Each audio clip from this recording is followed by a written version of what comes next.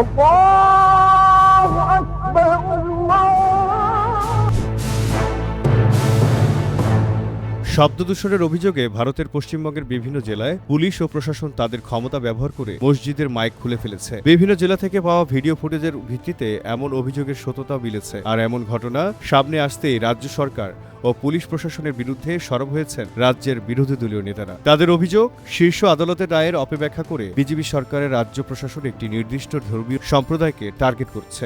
মুসলিম নেতারা বলছেন, আদালতের নির্দেশ ছিল ডেসিবেল বা শব্দের মাত্রা বেঁধে দেওয়ার, মাইক পুরোপুরি বন্ধ করার নয়।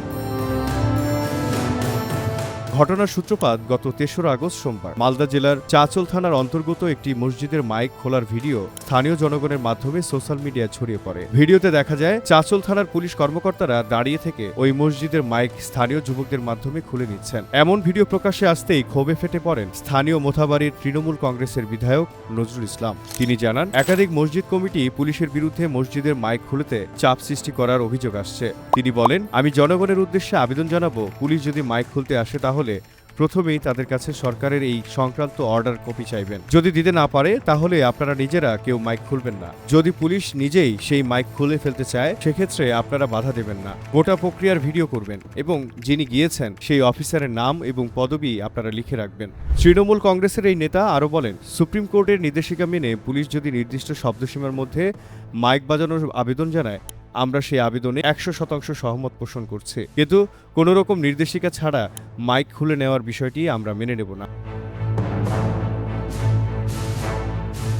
বৃহস্পতিবার ৬ আগস্ট রাজ্য বিধানসভায় সাংবাদিক সম্মেলনে আইএসএফ বিধায়ক নওশাদ সিদ্দিকী বলেন, রাজ্যের বিভিন্ন জেলায় পুলিশ মসজিদের মাইক খুলে নিয়ে যাচ্ছে। এজন্য আমরা রাজ্য পুলিশকে চিঠি দিয়েছি। এই কাজের কারণ সহ ব্যাখ্যার দাবি জানিয়ে এই চিঠি। নওশাদ সিদ্দিকী আরও উল্লেখ করেছেন, রাজ্যের একাধিক জেলা থেকে তার কাছে অভিযোগ এসেছে যে বিভিন্ন রাজনৈতিক, সামাজিক এবং ধর্মীয় কর্মসূচিতে মাইক ব্যবহারের জন্য পুলিশ নোটিশ জারি করেছে। অনেক ক্ষেত্রে সেই নোটিশে মাইক ব্যবহার না করার নির্দেশও দেওয়া হচ্ছে বলে দাবি তার।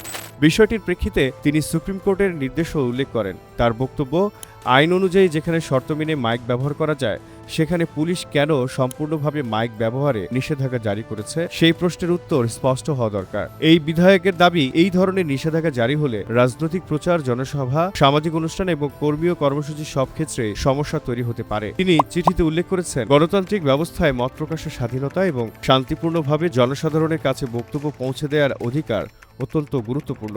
সেই প্রেক্ষিতে মাইক ব্যবহারের বিষয়টি আইনসম্মতভাবে পরিচালিত হওয়া উচিত বলে তিনি মত প্রকাশ করেছেন। রাজনৈতিক নেতার পরিচয়ের পাশাপাশি নওশাদ ফুরফুরা শরীফের একজন ধর্মীয় নেতা হিসাবে পশ্চিমবঙ্গে যথেষ্ট প্রভাবশালী। সংখ্যালঘু মুসলিমদের উদ্দেশ্যে তার বার্তা, এই ইস্যুতে কেউ যেন কোনো রকম প্ররোচনা অথবা চক্রান্তে কেউ পা এগিয়ে দেবেন না। তিনি বলেন, আমরা কলকাতা হাইকোর্টের দ্বারস্থ হব। পুলিশের এমন অতি সক্রিয়তার বিরুদ্ধে আমাদের আইনি লড়াই চলবে।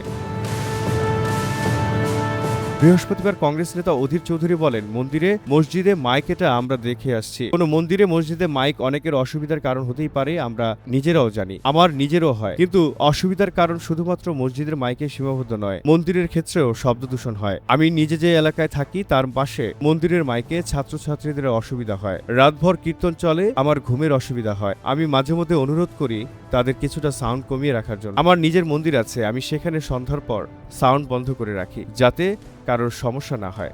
তাই শুধু মসজিদ নয়, যে আওয়াজে মানুষের সমস্যা হয় সেই আওয়াজ নিয়ন্ত্রণ করা উচিত বলে আমি মনে করি। তিনি বলেন, দিল্লির জামা মসজিদ প্রত্যেক মসজিদকে শব্দ নিয়ন্ত্রণ রাখার জন্য নির্দেশ জারি করেছে। পশ্চিমবঙ্গেও কোনো কোনো মসজিদের আওয়াজের অনেকের অসুবিধা হতে পারে, আমি অস্বীকার করছি না। তবে এমনটা যেন না হয় কোনো নির্দিষ্ট সম্প্রদায়ের মানুষকে টার্গেট করে মাইক খুলতে বাধ্য করা হচ্ছে। আমার মনে হয় স্থানীয় ধর্মীয় নেতাদের সঙ্গে কথা বললে এই সমস্যার সমাধান বেরিয়ে আসবে। না হলে মুসলমানদের নির্দিষ্ট আক্রমণের লক্ষ্যবস্তু করা হচ্ছে এমন ধারণা রাজ্যে তৈরি হবে। ১৯৯৬ সালে কলকাতা হাইকোর্ট এবং পরবর্তী সুপ্রিম কোর্ট বিভিন্ন রায়ে জানিয়েছে, যে উপাসনালয়ে মাইক ব্যবহার মৌলিক অধিকারের অন্তর্ভুক্ত নয়, শব্দ দূষণ রোধ করতে নির্দিষ্ট ডেসিবেল মাত্রা মেনে চলার নির্দেশ দেওয়া হয়েছে। সুপ্রিম কোর্ট ও হাইকোর্টের শব্দ দূষণ নিয়ন্ত্রণ সংক্রান্ত নির্দেশিকা এবং পরিবেশ আইনের বিধি মেনে শব্দের ডেসিবেল সীমা লঙ্ঘন করলে প্রশাসন মাইক ব্যবহারের উপর নিষেধাজ্ঞা আরোপ করতে পারে। সাধারণত রাত 10টা থেকে সকাল 6টা পর্যন্ত বা সন্ধ্যা 6টা থেকে সকাল 6টা পর্যন্ত লাউড স্পিকার বা মাইক ব্যবহারের উপর কড়া নিষেধাজ্ঞা বা বিধিনিষেধ থাকে। বিজেপির শুভেন্দু অধিকারী প্রথম মন্ত্রিসভার বৈঠকে রাজ্য সরকার নির্দেশ দিয়েছিল যাতে দূষণ নিয়ন্ত্রণ বোর্ডের নিয়মাবলী কড়াকড়িভাবে মেনে চলা হয়। সেই নির্দেশিকার 21 অনুযায়ী আবাসিক এলাকাগুলিতে দিনের বেলা 55 ডেসিবেল এবং রাতে 45 ডেসিবেলের মধ্যে শব্দের মাত্রা সীমাবদ্ধ রাখার নিয়ম রয়েছে। বিভিন্ন জেলায় পুলিশ প্রশাসন মসজিদ কমিটিগুলোর সঙ্গে একাধিক বৈঠক করে উচ্চ ক্ষমতার মাইক পরিবর্তন করে কম ক্ষমতার সাউন্ড সিস্টেম ব্যবহারের অনুরোধ জানিয়েছে। নগর উন্নয়ন মন্ত্রী অগ্নিমিত্রা পাল এবং শিল্পমন্ত্রী তাপস রায় স্পষ্ট বার্তা দিয়েছেন যে আইন সবার জন্য সমান এবং ধর্মীয় প্রতিষ্ঠান নির্বিশেষে এই নির্দেশিকা অমান্য করলে কোনো ছাড় দেওয়া হবে না। আইনজীবী তথা সিপিএম নেতা বিকাশ রঞ্জন ভট্টাচার্য বলেন, আজানের মাইক বাজতে পারে, তবে দূষণ নিয়ন্ত্রণ পর্ষদের সীমার মধ্যে রাখতে হবে আওয়াজকে। অতএব আপনারা প্রত্যেকেই ভারতের নাগরিক হিসেবে আইন মেনে চলবেন, এর বাইরে পুলিশ মাইক সরাতে পারে না। এদিকে মসজিদের মাইক বিতর্কে সরকারি দলের অবস্থান স্পষ্ট করতে গিয়ে বিজেপি রাজ্য সভাপতি শ্রমিক ভট্টাচার্য বলেন, যে যার ধর্ম তার বাড়ির মধ্যে পালন করলেই ভালো হয়। মসজিদে যান, নামাজ পড়ুন, মন্দিরে যান, মন্ত্র পড়ুন, মাইক লাগানোর প্রয়োজন কি? বাড়িতে ধর্ম করুন, কোনো আপত্তি নেই। বিজেপি সরকারের প্রভাবশালী মন্ত্রী দিলীপ ঘোষ আবার বলেছেন, কে করছে জানি না, সব জায়গায় মাইক লাগানোর অনুমতি নেই। ধর্মচরণ যখন শুরু হয়েছিল তখন কি পৃথিবীতে মাইক ছিল? তাহলে মাইকের ব্যবহার কেন? অন্যের যাতে অসুবিধা না হয় সেজন্য সাউন্ড কন্ট্রোল থাকা উচিত। এক্ষেত্রে জোর করে কিছু করানোর দরকার নেই। সর্বশেষ জানা গিয়েছে, বৃহস্পতিবার 6 আগস্ট লোকসভার অধিবেশন শেষে মসজিদে মাইক খোলা ইস্যুতে স্বরাষ্ট্রমন্ত্রী অমিত শাহকে সরাসরি অভিযোগ জানিয়েছেন মমতা বন্দ্যোপাধ্যায়ের দল ছেড়ে এনসিপিআই নামক দলে যোগ দেয়া 3 সংখ্যালঘু সাংসদ। বাংলার জানালায় জহিরুল ইসলাম।